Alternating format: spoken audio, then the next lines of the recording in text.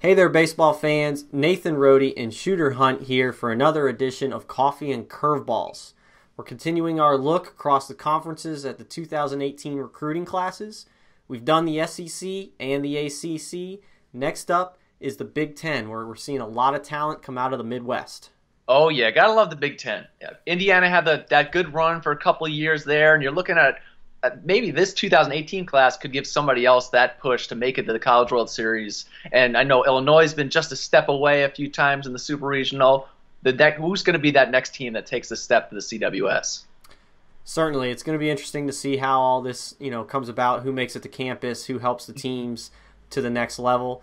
Let's start it off by looking at Illinois, and their top recruit shooter is Aiden Maldonado. And Maldonado was great in Jupiter, where he touched 94 early on. I know our director, Sean Duncan, was very impressed with him there. It's a clean, quick arm. You're profiling as a weekend starter, maybe a Saturday or Sunday as a freshman if he can get in there, and then a Friday guy. I'm sure the coaching staff's hoping for that by the time he's a sophomore or junior. But he's one to watch. Was more 87, 90 later on in the game, but that's going to happen. He's still filling out, 6 foot. A wiry, athletic kid with a good three-pitch mix. Certainly. And then Brandon Comia, to me, I mean, Shooter, you're going to talk about him, but to me, Brandon Comia is like your quintessential college infield recruit. Oh, for sure. He's just a gamer. I mean, he's coming out of Illinois. He's a tough kid. When the game is on the line, he's the guy you want at the plate. Going to give you a good at-bat. He's going to make the play in the field. It's just he does everything right. And we watched him at the Fall Championships, and it just was a treat to see what he does. And the swing really works. I don't know if he'll be a super high draft pick this year, but when he gets to campus, you're talking about in 3 years as a junior, any organization's going to want a kid like him on their team. Certainly. And he's one of those guys that maybe some scouts will take a look at him this year, but I really feel like he's going to be that guy that falls in that category of I like him, but let him go to school. Let him continue to prove it for 3 years, playing against a little higher competition, in college baseball. And then, after a few years at Illinois, he certainly could come out and be a pretty, a decent pick after a few years in college. Sure. In a similar boat, I want to talk about Jacob Campbell, a catcher out of Wisconsin. He's really known for his defense. He's got arm strength behind the plate. He showed that off at the area code games, cutting down a few runners. The bat lags behind right now, but there is a little bit of life in there to think, it would be an asset for him down the road. So I think he'll get some attention in the draft from the scouts this year if they decide, if the weather's good, they can get up to Wisconsin and see him. If whether or not he signs, obviously we don't know. We are not inside his head as to what he wants to do. But certainly a guy that could really help Illinois and could turn himself into a top draft pick after 3 years with the Fighting Illini. So, again, we'll see how things unfold, but another good-looking class for Illinois as they continue to make some noise in the Big Ten. But speaking of making noise, Indiana, as you mentioned kind of in the intro, Shooter, they've been pretty good the last several years.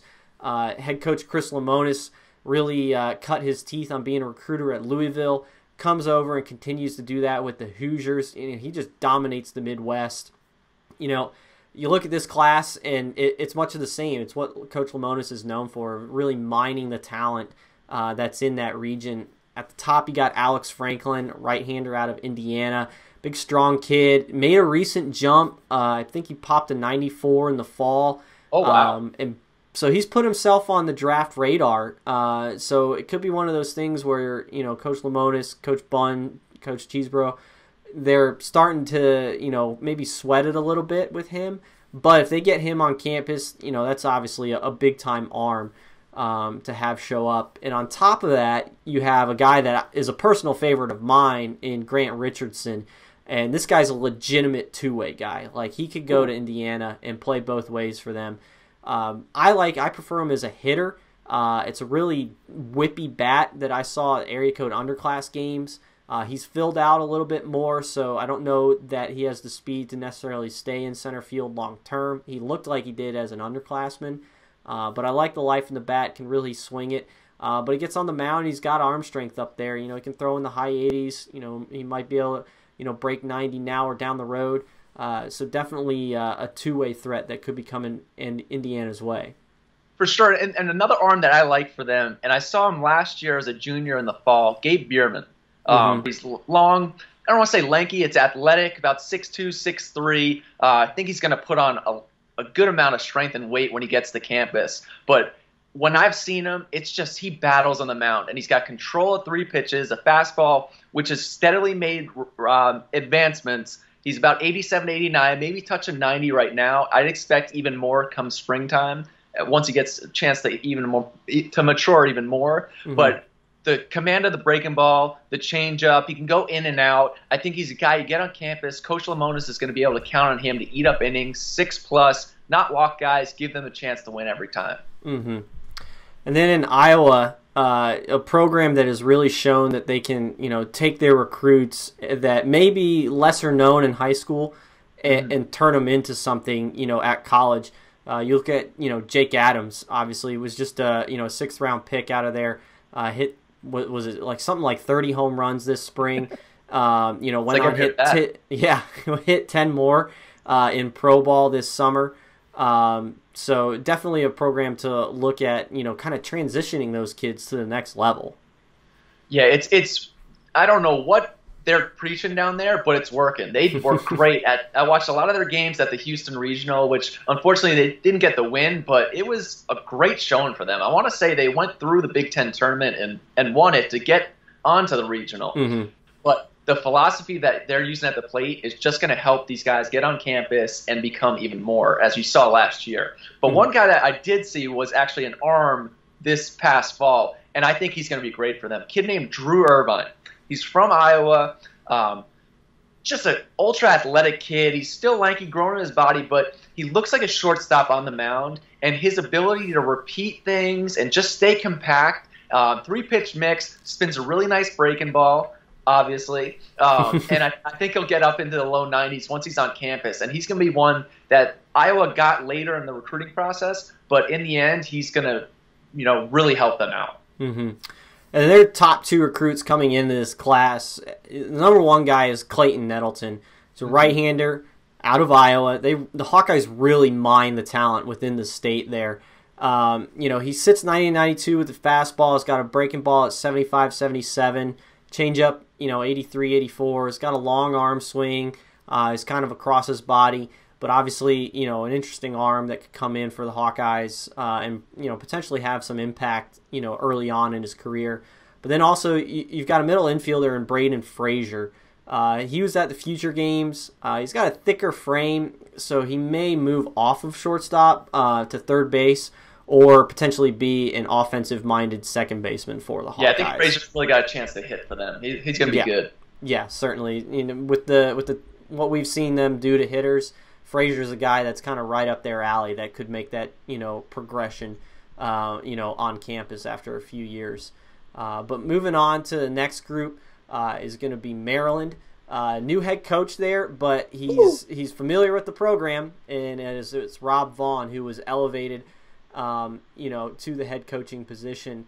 A relentless recruiter that we've talked about, many times before in other, podcasts and things like that, but it kind of that same realm that we've talked about a lot of other coaches like, Coach Bohannon, now at Alabama, relentless recruiter at Auburn and Kentucky. Coach Vitello, turned himself into a good recruiter at, Missouri, Arkansas, now the head coach at Tennessee. It seems like Rob Vaughn is, kind of in that same breath of, big-time recruiter is now in a head coaching position. For sure. Great guy. I thought it was a great hire for them because this 18 class was so heralded. To keep it intact was very important. And then you add Matt Swope, who played at Maryland, knows how much he loves it. He bleeds red. So he was a great hire. And then Corey Mascara coming down from St. John's, who has just really done a great job in the Northeast, knowing the players and developing them. And then you look at this 18 class, this is a program-changing class. Yeah, it has that potential for sure. You're talking about the top 3 guys, and we'll talk about them in a second. Nick Decker from New Jersey, outfielder. Jack Herman, outfielder from New Jersey. And then Sean Burke, a big, strong right-handed arm from Massachusetts. Those 3 guys get to campus. Good things are happening. No doubt. That's exactly what you said. It's program-changing class. They need those 3 guys to show up for it to really program-changing. If they get 2 of them, that's still pretty good. But they would be in a great shape if all 3 of these guys come in. Nick Decker, right now as it stands, probably is the most likely not to show up. You know, he's a PBR Draft 100 guy, left-handed bat. There's some power in there. But like we've said, this is such a deep high school class that a lot of these guys that we talk about and really like, and pro guys probably like, are still going to get pushed down because there is so much talent.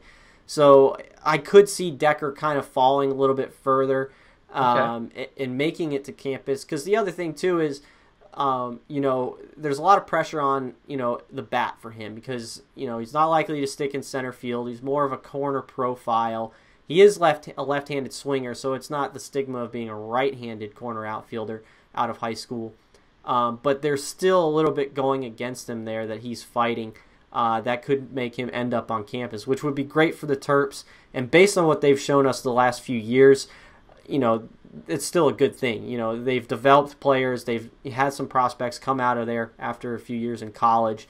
So it could put, you know, Nick Decker in even better shape after high school.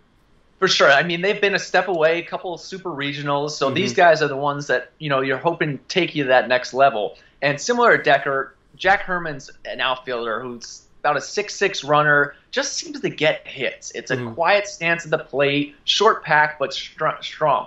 And I want to say he's been committed since early his freshman year. And even with that early commitment, which brings, you know, sometimes the pressure of having that on you, he just he's a hit. Freshman year, sophomore year, junior year, and now moving on to the senior year. You know, he could get drafted, but he's a smaller guy. Some guys may shy away from that. But on campus, he's going to blossom into something special. Yeah, like we talked about before, kind of that quintessential college profile. Herman's that guy where, you know, because of his size, pro guys might not jump on it right now because they're looking for, you know, more of that strength and that projection. Herman could get to Maryland, play for 3 years, and just absolutely dominate the stats and put up numbers and, you know, be a top 5 round pick, you know, in 3 years.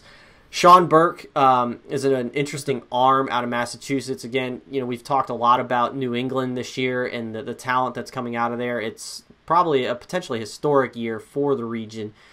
Sean Burke is in that discussion. He showed improved velocity in the fall in Jupiter. It was 90-92, touch 93. To drop and drive delivery, he's had some difficulty kind of syncing things up. It is a bigger frame, 6'5", 200 plus pounds, maybe 220. Wow. So, you know, for those guys, sometimes it's hard. They're still kind of learning their body. You know, if he makes a jump in the spring, you know, he could see himself going up boards and not make it to Maryland. But if he does get to campus, this guy could absolutely blow up. Wow. I mean, and the rest of it's a big class. Their 19 classes looking strong. Their 20 classes looking strong. There's just so much energy coming out of College Park right now. It's infectious. So some good things coming there. No doubt.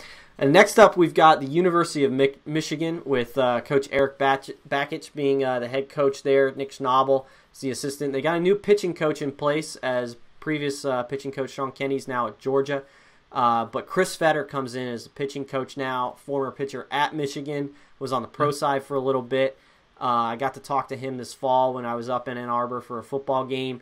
I know he's really excited. And I would be too if I had these top 2 guys coming in as arms. He's got left-hander Drew Rahm out of Kentucky and Stephen Hajar coming out of Massachusetts. Again, talking about that New England class. Rahm we saw at the PBR Fall Championship pitching on that Giant Scout team. He's up there, and he looks like he's just playing a game of catch. And it's 87, 88. He'll bump a 90, 91, but it's super easy. And then he throws in that hard-breaking, nasty slider. That's an absolute swing and miss pitch. I really like this guy. Moved him into the PBR Draft 100. I think there's a chance that Michigan doesn't get him because he's left-handed, because he's athletic, and because of the secondary stuff has the potential to be plus. But, again, like we've said so many times, if he gets to campus, this guy could be a big-time impact for the Wolverines. And then you look at Hajar. I saw him at area code games. Loose, athletic. You know, he can really spin the breaking ball. You know, the fastball velocity is coming. The whole package isn't quite there yet. Like a lot of New England arms, we could see him make that jump in the spring, or he could not and end up on campus. But the projection is really high on him. I like the upside. So it'll be interesting to watch the progression that Hajar makes.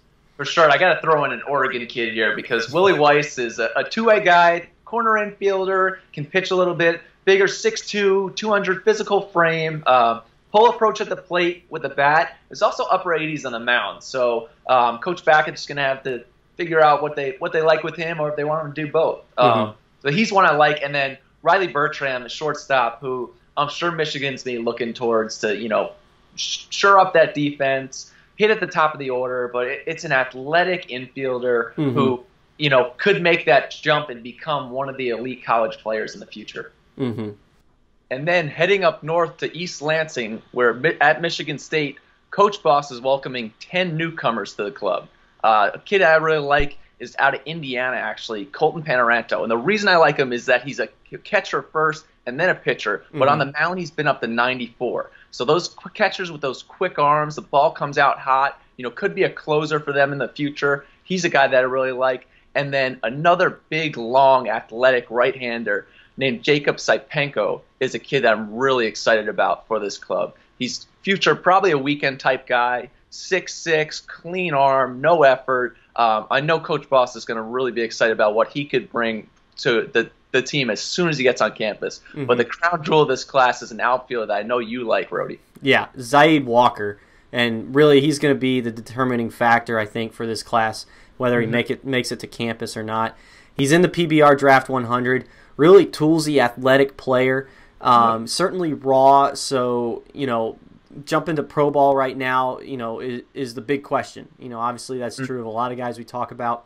He's in the back of that draft 100, so I could see him potentially being a top 5 rounder if he, really puts things together. But if he ends up on campus, he could end up being a really dynamic player for the Spartans. So for me, the determining factor for him really is going to be what he's thinking. Whether he wants to sign or go to college. And, we're not going to know that until June. Next up, we've got Minnesota. Head coach John Anderson there. Their top recruit is Gus Radell out of South Dakota. He's a right-hander. It's a thicker frame. We've seen him, break his fastball break into the 90s, kind of sit more in the high 80s. So it's definitely, potential of being one of those power arms. But a guy like that coming to a program, like Minnesota has a chance to, be an impact right away. He was on the circuit some last summer, area code games, so he's definitely known to scouts. It's going to be a hard sell. It's going to be a tough time seeing him in the spring, given that he's from South Dakota, not just because of the weather, but also the lack of, high school baseball. It's not real popular up there. So definitely see him getting to campus and being an impact arm right away for Minnesota. For sure. Big, strong kid's going to have a chance to develop because Minnesota's just an outstanding program. And it all starts from the top. Coach John Anderson. He's a legend. There's few better than him. Just a great person, great baseball guy. And their teams seem to play that way. Not the huge names that everybody's hearing about for 4 years, but they get to campus. They do things the right way. They move runners, they pitch, they play defense. A kid that they picked up later in the fall was Jeffrey Massey, a right-handed pitcher from Illinois, who I really think is going to have a chance to blossom on campus because it's a quick right arm. He's made jump after jump after jump where it started out in the low 80s, and now he's touching close to 90, maybe 91. But he's a guy who could really develop on campus. And then just to the epitome of this Minnesota program, a kid named Zach Raby, from Minnesota, infielder who I saw last winter, and just an outstanding kid, grinder, going to get to the plate, move runners, get a bunt down, steal a bag, laying out, getting dirty. That's what the program is, and that's why they've been so successful. You got to have tough kids to play in Minnesota, so look around in the area. You'll find some tough kids given the weather that they have up there. So, tough. Exactly. So, moving on to Nebraska, where we have head coach Darren Erstad, former big leaguer, has done a good job there with the Cornhuskers. This is a good class. This is a really good class for Nebraska. You know, they've made some noise. They've had some prospects the last few years. You know, I like what they're doing. Spencer Schwellenbach, you know, is the top guy coming in for that class. You got Bo Blessey, Colby Gomes. So right away, we're looking at, you know, some good arms coming in. And Schwellenbach, you know, a potential two-way guy.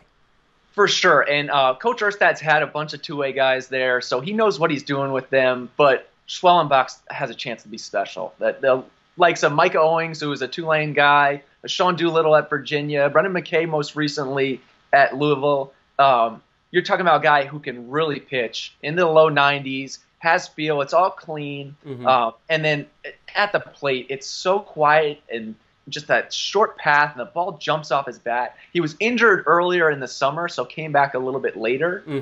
So most people, probably most scouts didn't get a chance to get a real read on him, but it's got a chance to be a really special college player and win a ton of games there in Lincoln.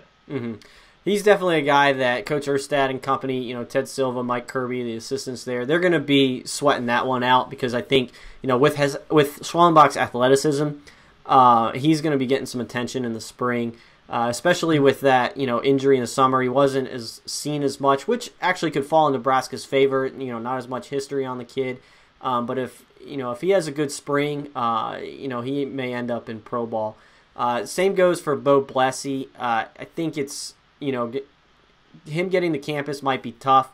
There's some effort into delivery. You know, high school right-handers kind of fight that stigma, you know, of having the injury risk and, you know, the risk of not making it to the big leagues. So some of those guys, you know, though we like them, and, you know, they have electric arms, sometimes they fall in the draft because of that risk factor. But he's got electric stuff. You know, 90 to 94 at the area code games. Arguably had the best breaking ball there. Sharp slider, above average spin rate, but it's going to come down to that effort. You know, he would get scattered a little bit, kind of falls off the mound on the first base side. So if he can kind of harness all of that, you know, then this guy could take off in the spring. You know, be one of the top arms in Texas and even in the country. But then you also have Colby Gomes, local kid, long, loose, athletic, whippy arm action, 89-92 fastball. But again, same story. You know, if he has a good spring, you know, I know scouts have seen him, they like him.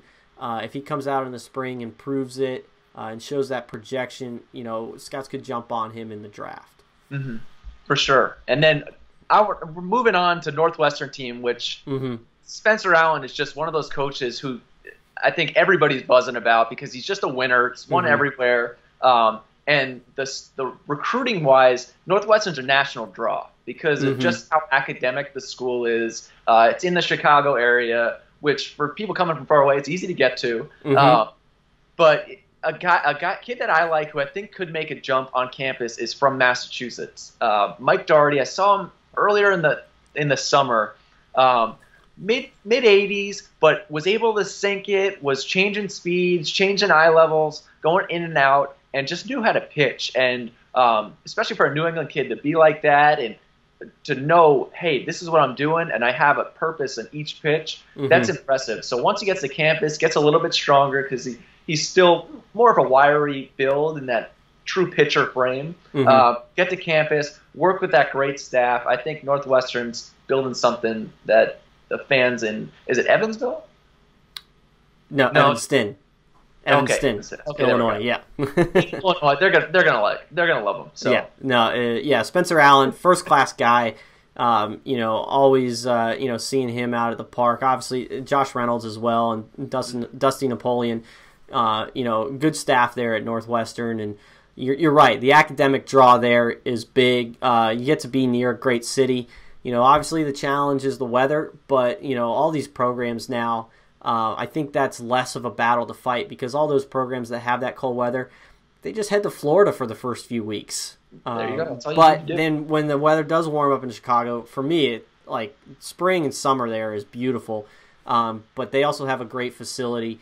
It's utilized, you know, by USA Baseball. You know, in the summer they got some indoor space. It's a nice field, nice stadium. So certainly some good things to come for Northwestern, we believe. For sure. Moving on to Ohio State, they we've got an interesting class here. They're one of their top recruits they picked up really late, and that's Baden Root, who actually decommitted from South Carolina in the fall. The Buckeyes picked him up. He's a physical righty, up to 91. So certainly an interesting arm there for Ohio State to come in. But then for me, my favorite guy in this class is actually Keegan Fish. He's a catcher from within the state. PBR Fall Championships, all this guy did was square balls up. He's got a strong frame. He presents a good target behind the plate. He's a really interesting guy to watch. And I think, scouts may get a look at him, in the spring. Whether he makes a jump or not remains to be seen. But for me, that's my favorite recruit in that Ohio State class and one to watch for down the road. For sure. And my favorite's got to be a kid named TJ Brock. Played a lot of his summer ball in Florida, so I think a lot of the Midwest hadn't seen much of him, but wanted to stay close to home for college. I must have committed 3 or 4 days after I saw him at the Ohio Top Prospect game, sitting next to Jordan Jarrow, and this kid came out, and it's quick, borderline electric arm, where it's jumping out of his hand, up to 93, hard slider, can also run out the shortstop and is super athletic out there, sub-7 runner, which I'm expecting even more out of him. True weekend guy if they don't want to have him close up first as a freshman. But it's really athletic, very confident kid, so you know what you're going to get when you throw him out there in a big game. But TJ Brock is definitely a kid that Ohio State's got to be excited about getting. And next up we have Penn State, the Nittany Lions, head coach Rob Cooper. Josh Newman and Andre Butler are his assistants there. Shooter, you wanted to talk about a couple of guys that stick out to you, and Justin Williams, and then quite arguably the best name that we're going to have on Coffee and Curveballs for a while in John Conahan. For sure. Justin Williams, I've been watching him for the last 2 years. It's a big physical, 6'4", broad-shouldered, lean, muscular third baseman, but can also probably play some outfield. But I feel like every ball I watched him hit was hammered. It was just hard contact, and just plays the game the way it's supposed to be played. And I know Coach Coop's going to really like that when he gets to campus. But there's a lot more to come from Justin Williams. And then, of course, John Conahan. Stood out in the future games in 16 where that big light kick, and I'm talking that's about as big as I've ever seen a light kick. But he gets on some balls, and he's got the ability with those quick hands and those strong wrists to really touch out. I mean, he may have to taper down that light kick just a little bit because it's just so big. But he's going to be able to drive the ball for, again, Coach Coop does a great job there, and he's going to love him. And then at Purdue, head coach Mark Wazakowski, who made a big name for himself as a recruiter at big programs like Oregon. He's got Wally Crancer helping him out as well as Steve Holm.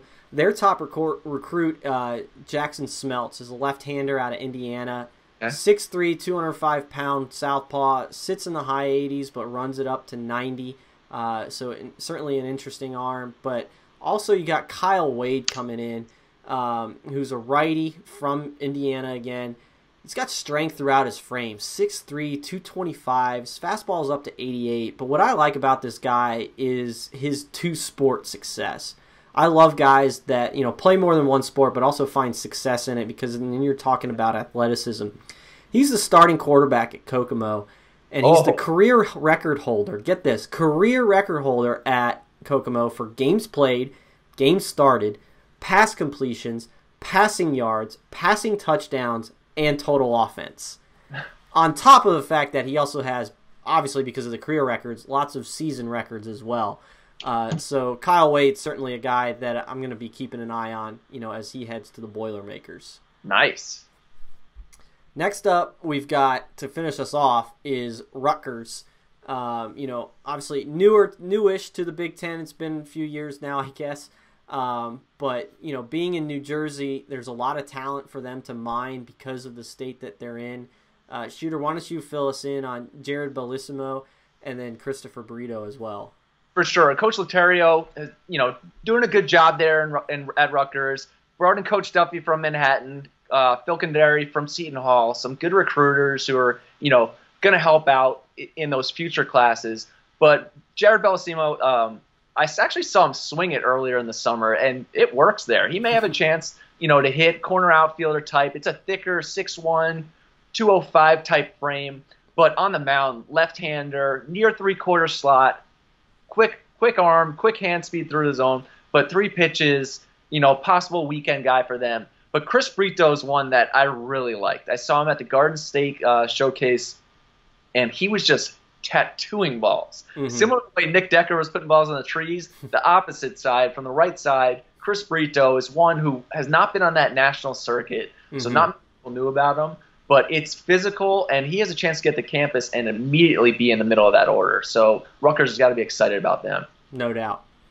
So that's a look at the Big Ten here on Coffee and Curveballs. So we've now done the SEC, ACC, Big Ten. Next up, we have the Big 12. Then we'll do the Pac-12. And then we'll have an episode where we talk about some of the mid-majors, the non-Power 5 conferences where there's some recruiting classes that we like. So thanks for joining us again. I'm Nathan Rohde. He's Shooter Hunt. This is Coffee and Curveballs. And we'll see you at the ballpark.